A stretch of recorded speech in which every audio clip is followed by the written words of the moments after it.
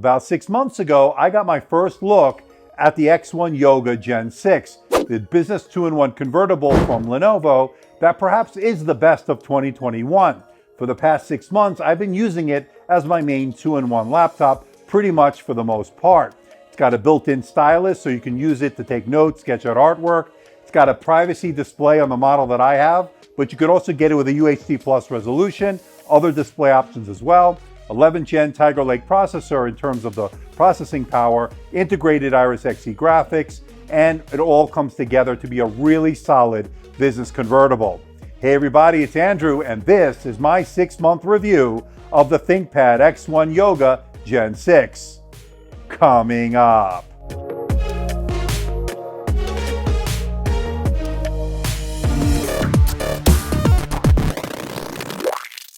And as we take a look at the specs, I want to let everybody know, in the interest of transparency and full disclosure, I'm not being paid by Lenovo. I'm not being sponsored by Lenovo. All the opinions you're about to hear are my own. Lenovo is not getting copy approval. They're seeing this video for the first time, just like you. This review unit is on loan from Lenovo, and once this review is done, I'll be sending it back. Now, if you've been on the fence about buying one of these thinking it might be too expensive, well, right now it has a starting price of $1,099 US. That is the lowest I've seen since its release. Really good sale here for the holiday season as we close out 2021. And at that starting price, this is an excellent buy, especially for an excellent 2-in-1 convertible. So for those interested, check out the link below for more information and where you can buy one. Now, I've already done my unboxing and first look review. For those that didn't see it, I'll have a link in the description below. I highly encourage you to check it out. But the takeaway is this is a really good build. I like the slate gray finish. It's also very portable. Now, this has a starting weight of 3 pounds or 1.35 kilograms. So this is a very portable device, especially if you want to take it with you on the go.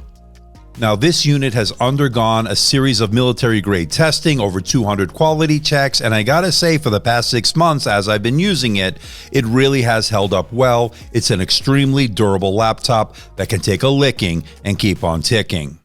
And to put its size into perspective, here it is with its sibling, the X1 Carbon Gen 9. I'll have a link in the description below for my review of that one as well. It's excellent. And I also took a look at the X1 Yoga Titanium. Now that's a little bit different with its 3:2 aspect ratio as opposed to the 16:10 aspect ratio of the X1 Yoga Gen 6. Link for that video is also in the description below. Okay, let's check out the port selection, and we're going to start off on the left side. We get 2 USB-C Thunderbolt 4 ports, and they are full service. That means they do data charge and display out. Next to that is a USB-A port. It's a USB-A 3.2 Gen 1, and next to that is your HDMI 2.0 port. And moving over to the right side is the 3.5mm microphone headphone combo jack, another USB-A 3.2 Gen 1 port. If you go with the optional 5G, you'll have a SIM tray next to that. And then finally, you get a Kensington lock port. Now, you also get a silo which houses the pen. The pen stores and charges in the laptop. We'll talk about that in just a little bit. Now, I already unboxed this laptop in my unboxing and first look review. Again, for those that didn't see it, check out the link below. Takeaway is it's super easy. Just loosen the captive Phillips head screws, pop off the bottom plate, and you're in. It's that easy. Now, once inside, you'll notice that it has a 57 watt-hour battery. We're going to talk about battery life and charging times in just a little bit. You'll also notice that it has 2 fans, and you also will notice it has a replaceable SSD, although the one they give you has some excellent reads and writes, as you can see here. And you can also configure this with up to 32 gigabytes of LPDDR4X RAM, but unfortunately, it is soldered into the motherboard, meaning you cannot upgrade it as the user. And this has Wi-Fi 6 along with Bluetooth 5.1. Both are working very well. I've had no issues. In the past 6 months, it's worked as advertised. Now, you could also go with the optional 5G. That would be a Snapdragon X55 5G modem. If you go with that, you'll have the optional SIM tray as well. This is going to be a great option for the business user who has to do work and get things done on the road. And just one more note about the Wi-Fi card. It is soldered into the motherboard, so if you have to upgrade it down the road, you don't have that option. And for those wondering, yes, you can open the lid with one finger. That's not something we normally see with a 2-in-1 convertible, so good engineering on Lenovo's part. Now, as far as the keyboard itself is concerned, I absolutely love it. You're looking at about 1.5 millimeters of key travel, really comfortable to type on for extended periods of time. I'm absolutely loving this ThinkPad keyboard. I've loved them in the past. This is no exception. You get a multi-stage backlight, which will, of course, allow you to get work done in a dark room or a dimly lit environment. And that worked well. And it's a spill-resistant keyboard, so if you spill some water, coffee, at least you have a fighting chance of it surviving. Nice. And it has a precision touchpad with physical mouse buttons, and it was very responsive. Two-finger scrolling was very smooth, and all the gestures worked as advertised. Now, you could also use the TrackPoint. This is part of the ThinkPad DNA. It's been there for years, not going anywhere anytime soon. I thought it was responsive as well, so it's another way to navigate through the OS. Now, there are different options when it comes to the display. What Lenovo sent over is the one with the privacy guard display that can get as bright as 500 nits, well, at least according to Lenovo. And it's a nice display. What we're looking at here is a 14-inch IPS display with a resolution of 1920 by 1200. And yes, that is a 16:10 aspect ratio, which is conducive to getting work done. It's also good for consuming media. I think it's a nice blend between the two. And pressing function D activates the privacy guard, so you're not going to be able to see the screen unless you're looking directly at it. Looking at from the sides and the angles will not allow you to see what's on the display. This is going to be good in a cafe or on an airplane. We have sensitive data on the display. You don't want people seeing what you're doing or what is on the display, and this will give you that security option. And Lenovo claims this display with the privacy guard will get as bright as 500 nits. I actually measured 485, which is pretty close to the claimed 500 nits. But you're looking at some really deep blacks, good white points, excellent contrast, and a low delta E score of 1.06, meaning this is very color accurate. Anything below 2 is considered color accurate. That's really good. And it covers the color gamut pretty well. You're looking at 99% sRGB, 74% Adobe RGB, 74% of the DCI P3 wide color gamut, and 68% NTSC. So pretty good in that regard in terms of color gamut. So if you can do Photoshop, Lightroom, and color grading, it's going to be okay. Not the best out there, but pretty decent nonetheless. And as I mentioned, if you don't want the privacy guard, there are other options out there. There is a UHD Plus display with a resolution of 3840 by 2400, and that is a Dolby Vision display as well. There are a bunch of full HD options as well, so you have some choices here. But the big takeaway here is if you want that privacy guard, this is a really good one, especially for that security option. So this is the front-facing camera on the brand new ThinkPad X1 Yoga Gen 6 here for 2021. It's a 720p, 30 frames per second webcam. It's also an infrared webcam. That means you could log in with face recognition with Windows Hello. I want to know what you think. Let me know in the comment section below. How does the video look? How does the audio sound out of the microphones? Is this good for Zoom? Good for working from home? Let me know in the comment section below. In addition to the Windows Hello camera, you also get the power button, which doubles as a fingerprint scanner, registering my finger each and every time I used it, and setup was very easy. Now, one of the benefits of this being a convertible is that you can put it into the different modes. You can put it into the tent mode, as you see here. This is great for consuming media, watching Netflix, Amazon, and YouTube. Same could be said for the stand mode, as you see here as well. But using it in the tablet mode means you're going to be able to use this to take notes, to sketch out artwork with the included ThinkPad Pen Pro. Now, this pen really does a good job in terms of the artwork, in terms of the pressure sensitivity. It also stores and charges within the device, so you don't have to worry about losing it. And I guess the downside would be it's a bit undersized, but there are plenty of third-party alternatives that will give you a more full-size pen experience, something to be aware of. But overall, I think the pen experience has been pretty good. Now, there are two Dolby Atmos speakers. They are bottom-facing speakers, and they sounded pretty decent, especially for a 2-in-1 convertible. I thought the volume was decent. There was a hint of bass. Mids were decent as well. I think they did a pretty good job in terms of the audio.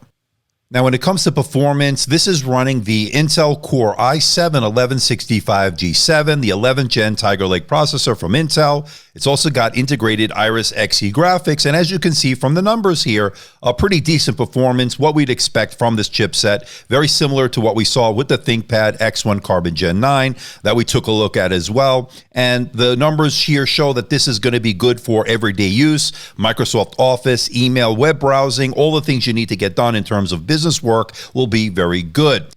And of course, this is not a dedicated gaming laptop, but if you lower the settings, you can get some playable frame rates on some popular titles.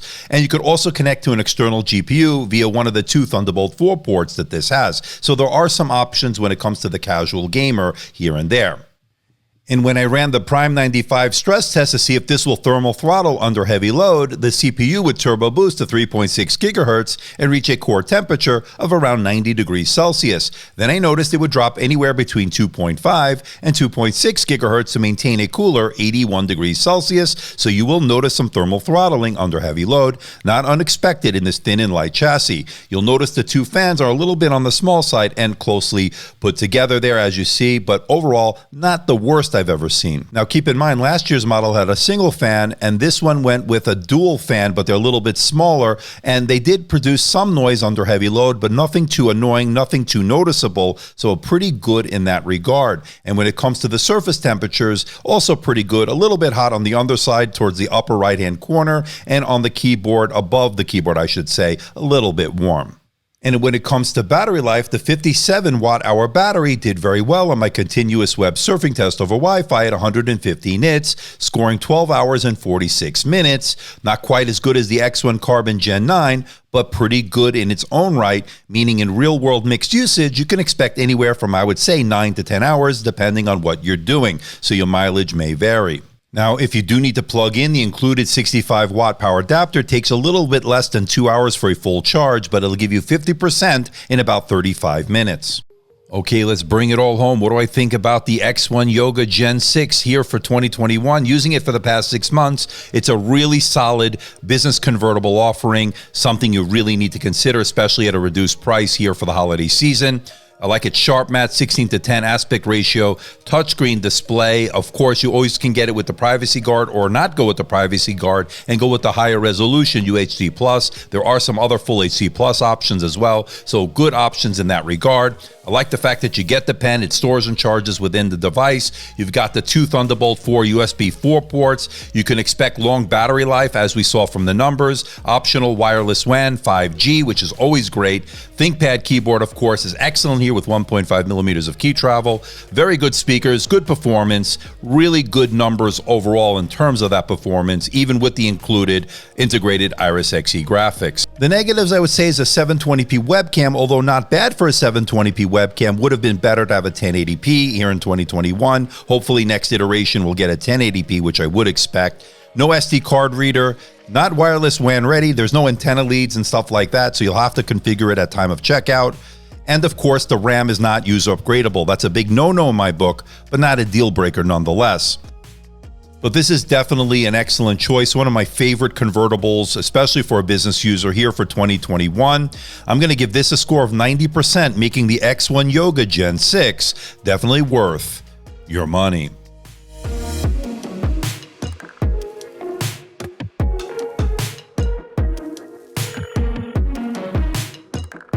So what do you think about this bad boy, the X1 Yoga Gen 6?